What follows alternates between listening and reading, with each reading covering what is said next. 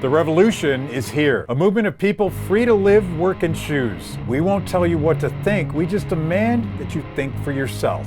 This is Kibbe on Liberty.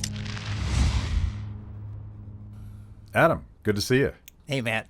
Glad to be here. Thank you. We were talking about all the research that you're doing on NIH and conflicts of interest. I think it was a couple months ago we bumped into each other in Charlottesville. And I'm glad we finally got together, and it seems like the timing on exposing this, I don't even know what to call it. It's more than cronyism. It's some level of corruption that I've been shocked by. But Anthony Fauci today, I feel like he's done this before, but he says, I'm going to retire sometime soon. Or what exactly did he announce? So they float the trial balloons, right? So today he announced a timeline of his anticipated retirement. So Yeah. Anthony Fauci today says that he's going to stay on as the director of the National Institute of Allergies and Infectious Diseases to the end of the Biden administration. Yeah. So you remember when he was sort of show horsing a couple months ago? It's like, I would never work for the Trump administration if Trump would win again. And I was like, dude, you did work for the Trump administration.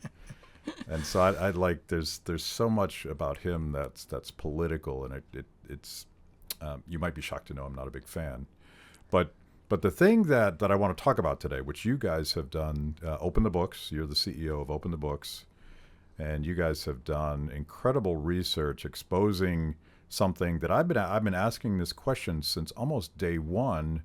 Like, is there some sort of payola involved? Because it's so obvious that Fauci and his cohorts have an agenda when they've been pushing not just vaccines, but certain vaccines. There's all sorts of competitors out there, and I could never get a clear answer on it. But your research suggests and sort of broke open this idea that there is this incestuous loop of where the NIH and these other agencies spend a lot of money, and then the people that work at the NIH get a piece of the profits of the rollout of these various things, including vaccines. Yeah, so during the pandemic, I think all of us started to wonder just how close big government was to big pharma. And now at openthebooks.com, we can partially answer that question. And they're very close when you follow the money. So let's kind of break this apart. So there's something that's legal since 1984, and that is third-party royalty payments. So if you're a scientist doing research over the National Institutes of Health and you help invent something, your name actually goes on a patent, and then you get to receive royalties every year. Your royalties are capped at $150,000 a year. The rest of the money flows back to the agency, the National Institutes of Health. Okay, so in 2005 was the last time that database had transparency. So we noticed that, and 10 months ago we filed a Freedom of Information Act request to see the line-by-line payments from third parties, think the pharmaceutical industry, to the agency and its scientists. Nobody knew how big that complex was. Here's what we knew. We knew NIH every single year was doling out about $30 billion. An unbelievable, staggering amount of money. Massive. In grant making to over 50,000 entities in the healthcare space. Buys you a lot of friends. Yeah. Buys you a lot of influence, clout. Yeah.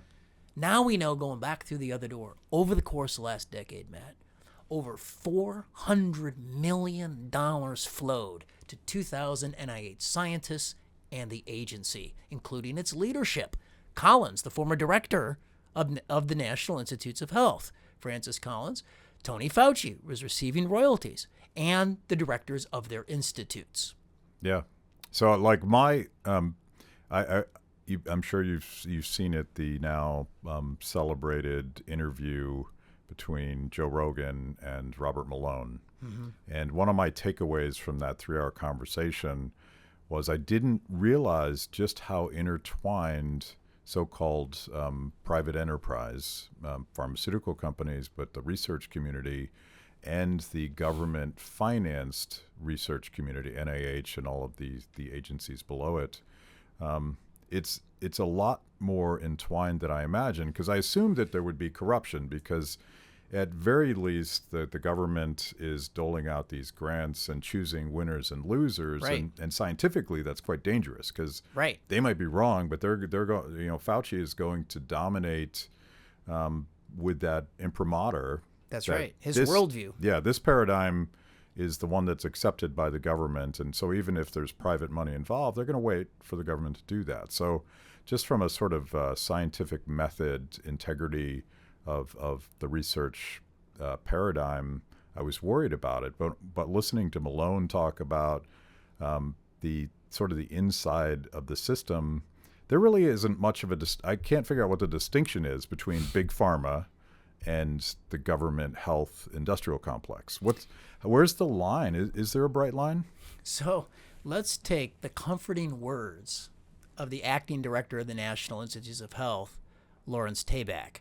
So Francis Collins, he goes over to the White House. He's now Joe Biden's special advisor on science. He gets a 50% pay hike. His pay goes from $203,500 up to $300,000 on the White House payroll.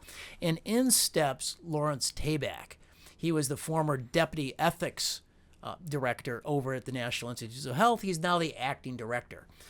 For the budget hearing in the House, all appropriations start in the House. Tabak's in the hot seat, and Republican Congressman from Michigan, John Molinare, has him for 5 minutes. All 5 minutes was spent on the third-party royalties. We had broke our report 36 hours earlier. Molinare has the new acting director of NIH in the hot seat, and finally, at minute 4, Tabak admits, yes, every single one of those third-party royalty payments has the appearance of a conflict of interest. However, trust us, we have firewalls. We have firewalls. Okay? So they're going to make the argument, Matt, to answer your question, that there are ethical firewalls in place. Now, I'm not comforted, and here's why. We talked about this third-party royalty database having full transparency 17 years ago with the Associated Press in 2005. We requested the same database. And I can see the top-line numbers. So I can tell you there's about $400 million over the last decade that flowed in. And I can see the scientists' names on every payment. Here's what I can't see. The amount of the payment to the scientists, it's been redacted, blacked out. I can't see, incredibly, the third-party payer's name. Think pharmaceutical company, that name's been redacted. And I can't see what the scientist's invention was, the patent number, the license number, that's been blacked out as well. Yeah. So you have Tabak in this House hearing say, trust us, we have firewalls. Well, excuse me, I'm not comforted in the least. It feels like if there are legitimate firewalls, and it's possible, I suppose, but why would they redact everything? Exactly. I mean, well, we'll get into some circumstances here as to why this database is so hot. They can't show us the money because heads would roll. So you mentioned 2005, and that, I believe, was when the Associated Press, back when the corporate media actually did investigative journalism, they exposed this huge conflict of interest where there was, kickback's not the right word, but it feels like you're getting a piece of everything that the government is financing, and talk about that process, because back then it was different back then, because back then the accusation was, well, they're getting a piece of the profits of something that the NIH itself is financing the research, which is one of the huge financial barriers to getting a new drug to market. So in that sense, it was they were kind of subsidizing the things that they might profit from. Absolutely. Let's break that down in real time with America's most famous doctor, Dr. Anthony Fauci. So the scandal uncovered by the Associated Press in 2005 revolved around Tony Fauci. So over a 7-year period ahead of that, Tony Fauci, on a drug, experimental AIDS vaccine that he co-invented, had received $45,000 worth of royalty payments. As he's director of his institute and directing $36 million into the continued development of the vaccine. Yeah. On its face, it's a conflict of interest. Tony Fauci admitted as much. He said, I think it's a conflict of interest, and because so, I'm going to donate my royalties to charity.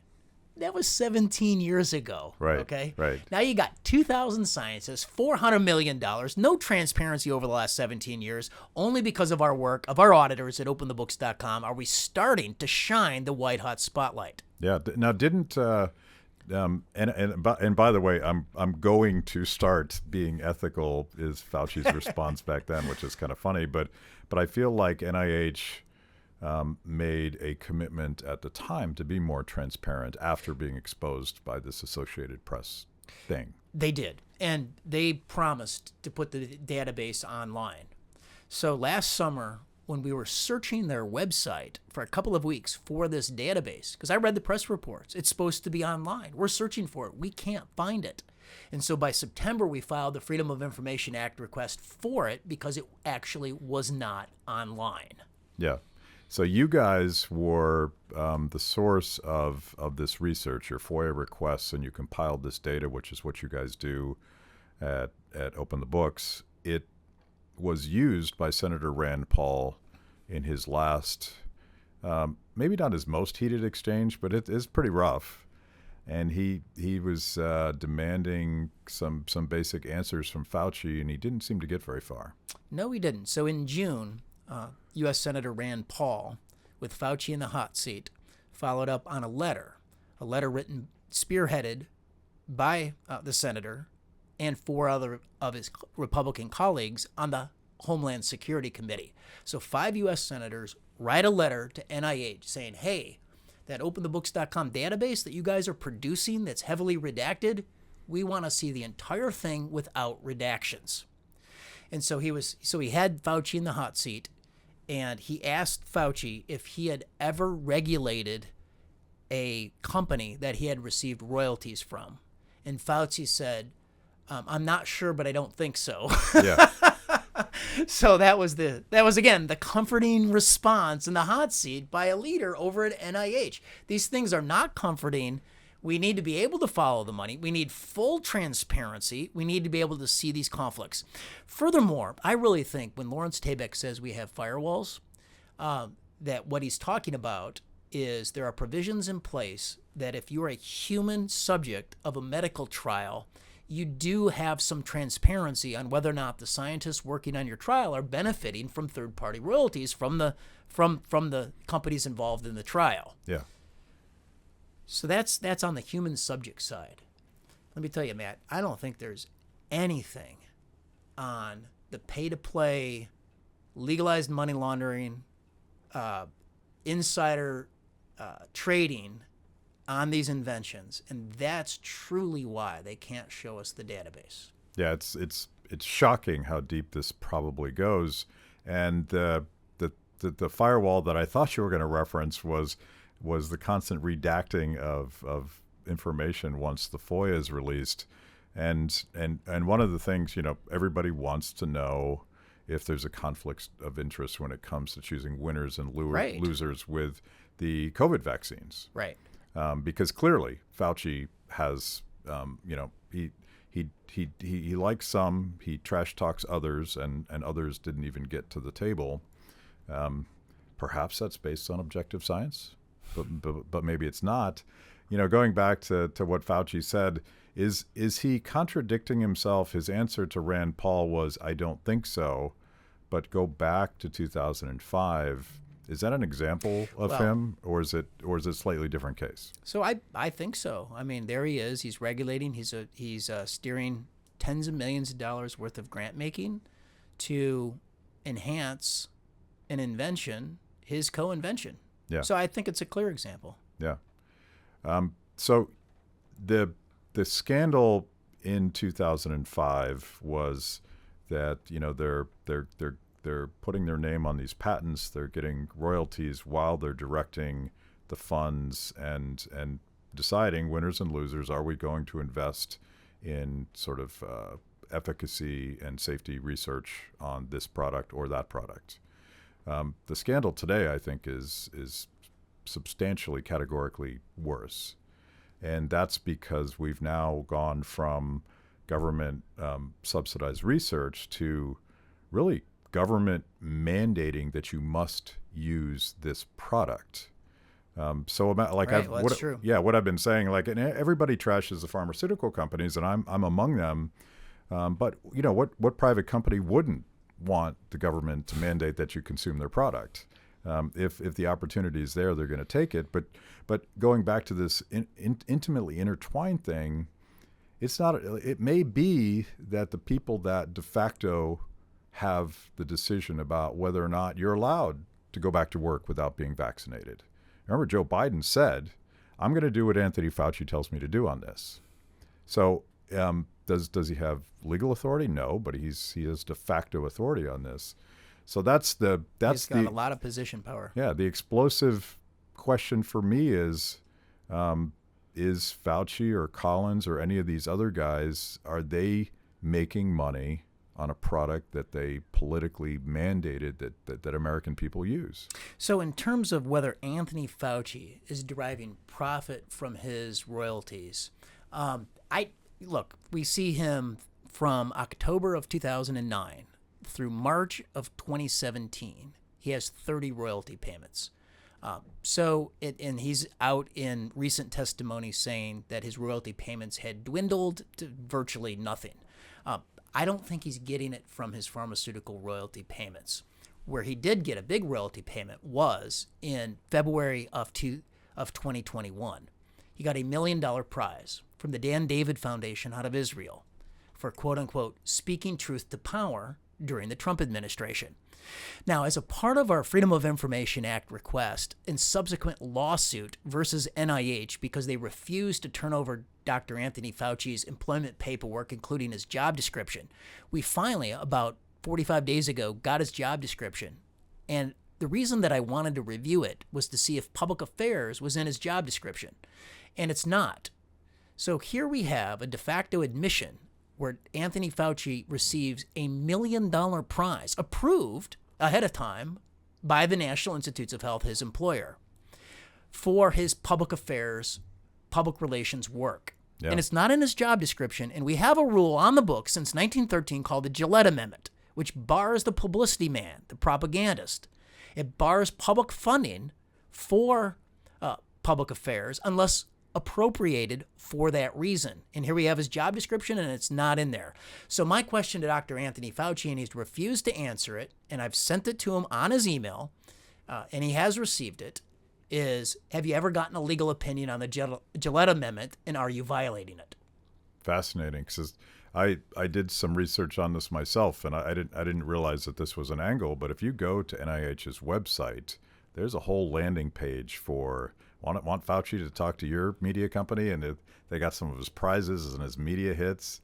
Right. It's essentially a PR firm within a government agency, and it's all about Fauci. Well, and here's the kicker, Matt. National Institutes of Health, for a $15 million annual payroll, according to our data at openthebooks.com, they employ 86 public relations officers. Wow. And Fauci's out there doing the media. Yeah. In the first 18 months of the pandemic, he did 400 media events. They employ 86 PR officers. We estimate that since the beginning of the pandemic, taxpayers have paid over $40 million for public affairs officers at NIH. What are they doing all day long? Yeah. They may be promoting their preferred products that they may have a financial interest in. It's possible. But I thought you were going to say they were promoting their preferred product, Dr. Anthony Fauci. Well, it's a virtuous cycle, right? He got, I forget when it was, but he went dark there for a while because of something. That was after the January hearing where he melts down on national television on the hot mic and calls U.S. Senator from Kansas, Roger, I'm blanking on his last name. He called him a moron because the U.S. Senator had him for 5 minutes. Yeah. Again, this was our research that Dr. Anthony Fauci is the top paid federal bureaucrat. He out-earns the president, 4-star generals in the United States military, and everybody at the federal level. And so he had him in the hot seat for 5 minutes, and it was Dr. Anthony Fauci's code red moment. He lost his cool, and you can't be America's top doctor if you're melting down on national television? And that, again, was our research. When the senator references Forbes and cites Forbes, that was actually my then column at Forbes. Yeah. As I like to point out, It was U.S. Senator Roger Marshall. yes, that's right. As I like to point out, like Fauci's, if you're going to list Fauci's skill set, it's influencer, and then it's bureaucratic apparatchik, and then maybe somewhere down there is scientist, despite his claims to actually be the science. So let's break that down a little bit. So I'm from Illinois. It is the Super Bowl of corruption. And in Illinois, for many years, about 40 years, we had a House Speaker who was the most powerful politician in Illinois. And for a good bit, in terms of Illinois' top law enforcement officer at the state level, he installed his daughter. Okay, so let's take that into NIH. Dr. Fauci, on the pandemic, was crafting America's healthcare response to COVID-19 and the pandemic. What many people don't know is while Dr. Anthony Fauci out-earns the President of the United States, his wife, Christine Grady, is the chief bioethicist at the National Institutes of Health and out-earns the Vice President. She runs the world's largest ethics department at NIH. So Fauci's crafting the public policy response to COVID and the pandemic. His wife is crafting the ethics, America's ethics response to COVID-19, including rationing of healthcare, mask wearing, mandated vaccines, issues surrounding remdesivir, and she says in an InStyle interview, quote unquote, and millions of angles related to the pandemic. So look, they live a conflict of interest at the breakfast table, at the office, and then again at the dinner table. So would she be in charge of enforcement of these firewalls? Would she be the judge and jury if someone had breached the firewall? You know, you raise a good point. There are more questions that we have about this relationship than answers. Yeah. And just 2 days ago, again with Judicial Watch, we filed our third Freedom of Information Act lawsuit against the National Institutes of Health because we requested Dr. Christine Grady, Mrs. Fauci's employment paperwork.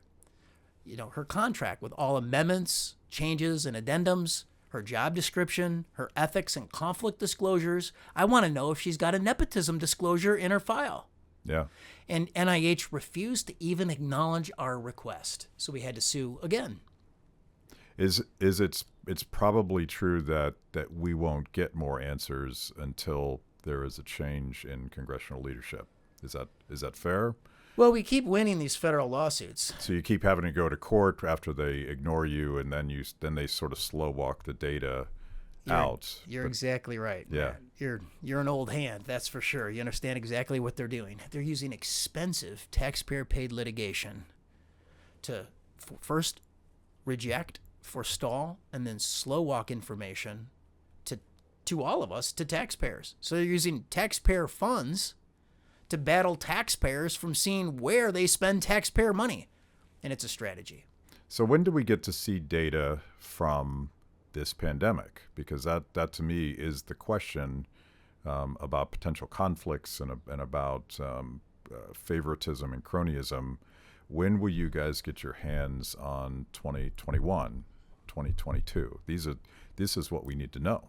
So again, we have another federal lawsuit versus NIH with Judicial Watch for the calendar entries for Tony Fauci in the 6 months leading up to March of 2020, 6 months leading up to the pandemic.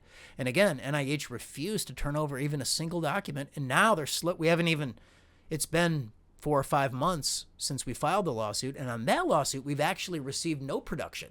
They're continuing to tie us up in court to forestall any document production on his calendar. So to answer your question, here's another one. We've had a request for his 2021 ethics and financial disclosures in there, and they're supposed to be public as of May, and we're still waiting. Yeah, it's funny. He says that what was this? A Politico story today about Fauci's supposedly imminent retirement is that he's thinking a lot about how he will be remembered. I think it might not turn out the way he hopes, but I'm going to hold you responsible for this to make sure that we get at the truth. Well, and here's the point, Matt. He is the top paid federal employee. He makes this year $480,000 a year. Okay? The president makes $400,000. He's an unelected bureaucrat. But as the top paid employee, we deserve a lot from him, and we're not getting it. Yeah. I mean, you do so much work on revolving doors, but I'm blanking on his name, but I'm hoping you remember the top recipient, 300 plus payouts over the years. What's that guy's name? So his name is Robert Gallo. So who is Robert Gallo? He is the number one so far in the data. And we've got about 60% of the third-party royalty payments in. We're through March of 2017. And so far, the number one recipient of these third-party paid royalties, his name is Robert Gallo.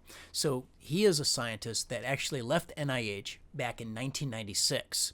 And he left under a cloud at the time. So he had claimed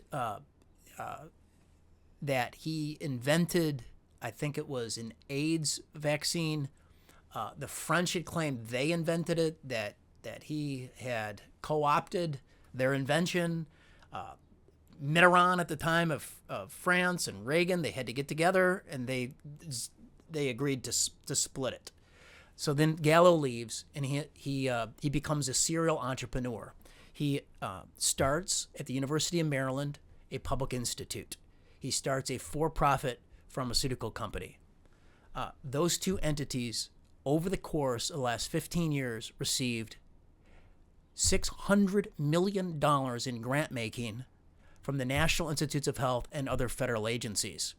He also founds a nonprofit organization called the Global Virus Network. And who are two of the members of the Global Virus Network? The Federal Food and Drug Administration and the Wuhan Institute of Virology. So these are the types of, so he's the number one recipient of royalties. Again, we don't know how much he received because that's blacked out. But then he becomes a serial entrepreneur trading for $600 million worth of grant making from federal agencies.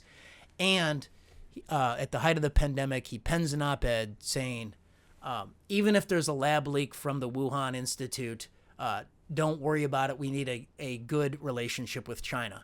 Never disclosing the close relationship that he has with the Wuhan Institute of Virology. By the way, revolving door seems like an inadequate metaphor for this. This is like major deep state stuff because after I was reading your report on him this morning, I Googled him and did a little bit of poking around, and his nonprofit was first of all, I would say an apologist for the Chinese approach. Yes. On virus mitigation, and he also happens to be a big advocate of that we need a centralized response. We can't have different countries doing different things, and he would really like the World Health Organization to be the arbiter of what the next pandemic response is. And oh, by the way, my foundation is perfectly poised to be that for you. So he kind of wants to do the Dr. Evil thing and be in charge of all this. And if all that violates your sensibilities and ethics, Matt, don't worry, because Christine Grady, Fauci's wife, she's running ethics at NIH. So she'll run cover for Gallo and for Fauci. Yeah. And furthermore, Gallo is so close to Fauci to this day that Fauci, just a couple of years ago, penned an op-ed in the Washington Post saying that if we eliminate Christopher Columbus as a holiday, we should make it Robert Gallo. Yeah. They're that close. Yeah. Man. So how this is so disgusting, and it's shocking even for me, and I am a cynical libertarian who has worked in and outside of government my entire life. I live in Washington, D.C., and this level of I'll call it corruption, but again, we need better words that capture the breadth of and size of what's going on here. How would we ever get away from this intertwined mess to what I believe has to be a clear separation between science and government? Right. What our research shows is that we are so far from that, and none of us knew how far away we were from it. But when you have $30 billion a year in grant making coming out of the National Institutes of Health, you basically control the entire medical industry in the country. Yeah, it's more of a monopoly than a cartel because it again, going back to my earlier comment, without their blessing, very little probably happens. And that, if you care about science, and by the way, I would shout out, criticize some of my Republican colleagues back when I worked on the Hill in the mid '90s. Newt Gingrich was very much an engineer of radically expanding the NIH budget, and I'm sure that it's happened. It's been turbocharged ever since then. But our arguments then and my argument today is that you don't want government deciding which scientific paradigm to pursue. Agreed. Because of all of these corruptions, you want competition, you want innovation, you want decentralized competing thinkers trying to come up with stuff, because nobody knows. Like this very evil statement that Fauci embraces, the science is settled. I am the science. That's the most anti-science thing you could say. Absolutely. But I don't know how you stop it until you sort of acknowledge that we can be mad at pharmaceutical companies, and we should be. There's plenty of corruption going on there. But they're just playing the game. They're playing the game. Right. They're playing the game, and they didn't establish the rules of the game. They probably lobbied to make those more advantageous for them. But as long as the government's doling out all that money, the insiders are going to play that game. That's right. You used to hire lobbyists to keep government out of your business. Now the pharmaceutical industry hires lobbyists to bring government closer, and that's where we're at. Let's put another example on the table because, Lawrence Tabak said there's firewalls in place, right? Okay, so let's take the acting director of the National Cancer Institute. So far, most of the third-party royalties flow to the National Cancer Institute. So $191 million out of the $220 million that we have so far in royalties flow to the National Cancer Institute. This guy's the acting director right now, Douglas Lowry. So who's Douglas Lowry? Out of 2,000 scientists, he's ranked 21 on his individual receipt of third-party royalty payments, the payment count. Okay, so he is continuing, while he's the director of the agency, to receive royalties. He's one of the top royalty receivers, and he's continuing to his function as a research scientist, even this year authoring papers on vaccines and innovations that he holds a patent on while he's the head of the agency. Yeah. It's prima facie appearance of conflict of interest with every single data point. How long is this, do you think that this system of just the same person inventing, promoting, financing, choosing in the political marketplace what's acceptable, what's not? How is this a new thing, or how long has this been going on? So you raise a great point, Matt. Look, there's 7 billion people on the planet, and at NIH, it's a small circle. We see the same names being recycled over and over again. Lawrence Tabak, he's the acting director of the NIH. So when you take a look at from 2015 through 2020, the Fauci ethics and financial disclosures, who's signing off on it? Lawrence Tabak. Yeah. Like there's only a couple of names that are popping up throughout this entire thing. It's a small group of people. Hey Tony, if you sign mine, I'll sign yours, dude.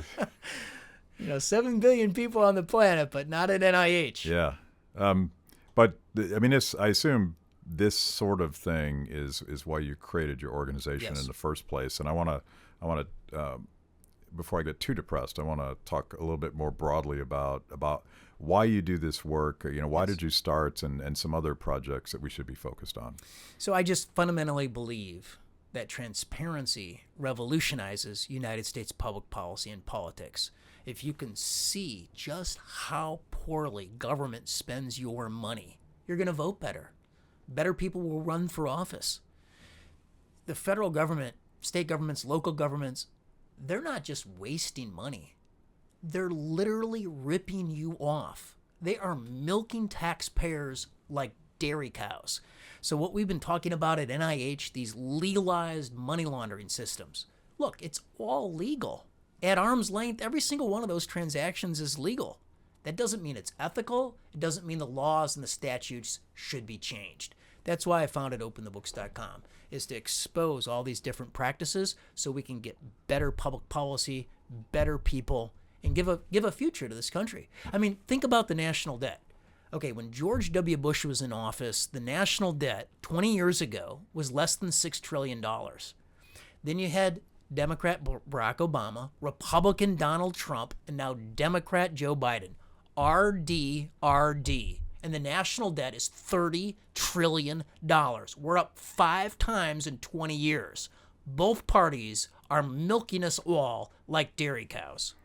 It probably, so we spent a lot of time beating up the executive branch, and we spent a lot of time beating up the legislative branch. But part of what I think might be driving that is the utter unaccountability amongst these career bureaucrats. And I think back to the Progressive Project was to get the scientists, guys like Fauci are their dream, because he's a credentialed scientist, and we're going to insert him in there. He's going to be unfireable. He's going to be unaccountable. So he's above politics. Right. But now he's above accountability. You watch all of Senator Paul's engagements with him. He doesn't care. Mm-hmm. He doesn't care if he's being truthful. And it's shocking that committees of jurisdiction can't get answers on this stuff. Well, it's very true. I think Fauci is untouchable, unaccountable, unfireable. He knows it. We unearthed, through our federal lawsuit on his employment documents, we unearthed a 2004 memo, which tells us why and how Fauci is the most highly paid, most highly compensated, top paid federal employee. So the memo said, we're going to give a permanent bonus, a permanent pay adjustment to Fauci for his work on biodefense. I really believe a decision was made during the George W. Bush administration, and the decision was, we need Fauci on the team, we don't need him jumping to the private sector, and so we're going to reward him. And so that was a private memo with the pay hike that makes him the top paid. But then the public announcement was, right before Bush left office, he conferred the Presidential Medal of Freedom on Fauci, the highest civilian honor. And so everyone got the message. Fauci's untouchable. Yeah, I didn't even know that part of the story. But I feel like maybe I shouldn't have picked on Newt. Maybe I should have picked on W, because it sounds like maybe that's the birth of the what I call, not adoringly, the pandemic industrial complex. And this may be outside of your expertise, but the whole Wuhan thing is not unique, is my sense of things, that there has been incredible government financing in preparation for the next pandemic that might have gone horribly awry. But you give people money, you don't hold them accountable, and they might do really destructive things. So our position at openthebooks.com is we just need to be able to see it. Yeah. I mean, normally when we file a Freedom of Information Act request for simple ethics, financial, contract, and employment description and employment documentation, that's the record you assemble before you start your investigation. Yeah. With Fauci, we were stuck there for the last 2 years in federal litigation just to get the basics. Yep. Well, I got to believe that your research is going to be essential in defining Anthony Fauci's legacy, and I think that's really important today. He really wants to be this larger than life. I saved the world from the pandemic. I happen to think that his recommendations were a humanitarian catastrophe. But we're going to need the data, and we're going to need to expose the corruption in order to make sure that narrative is honest, so that it doesn't keep happening. That's right. Yeah, I mean, there's a lot of open questions with Dr. Anthony Fauci. Number one is, did the firemen become the arsonists? Everyone should read the Washington Post article from August of 2021, Science in the Shadows. It's about 20 pages, and it Washington Post did analysis of whether Tony Fauci funded gain of function, and they concluded that he did, and he poured tens of millions of dollars into it. So when he tells Ron Paul that he didn't fund it, the Washington Post reporters in a 20-page article says that he did. Yeah. And so then on the risky experiments where you soup up these viruses in the lab, you create your lab pandemic, was there a leak in Wuhan? Did the firemen become the arsonists? And then, was Tony Fauci on the pandemic, was the cure worse than the disease? Was his policy prescriptions on the pandemic, did it make COVID worse? All of this, America is ready. We are ready for a serious and robust discussion on all of these issues. But you can't have the discussion if the books are closed. Yeah. And that's why we've tried our best to open them. So my final question related to that is, will this be the first YouTube video that Free the People posts that gets a strike against it because this is forbidden conversation? I don't know what the answer to that is, because we've said nothing that isn't out there in the public domain. That's right. I tried to find earlier, so the Associated Press I mentioned did this tremendous investigative journalism back in 2005. I tried to find a fact check where they sort of contradicted themselves because they're one of the fact check industrial complex participants. Now, I couldn't find it, but we will see what our tech overlords at YouTube say about this one. Well, there's been a couple fact checking on this, and every single time our position at openthebooks.com has held up. So I welcome all the fact checkers, because the only thing that we talk about is the hard facts produced by NIH. Now, we've had to sue for it, and it's been a knockdown, drag-out fight to get that production and that paperwork, but that's what we talk about. It's all factual in nature. We follow the money. How do people find you and your organization if they want to check it out? Just come to openthebooks.com. On your first visit, there'll be a pop-up. Just enter your email address, and what that does is it puts you on our subscriber email list, so you get all of our breaking investigations first. Cool. Thank you so much. Thank you, Matt. Thanks for watching. If you enjoyed that show, make sure that you like and subscribe. Click the little bell so that you get notifications. And if you consume this via podcast, go wherever you want to go. We're everywhere. Kibbe on Liberty. The revolution starts now.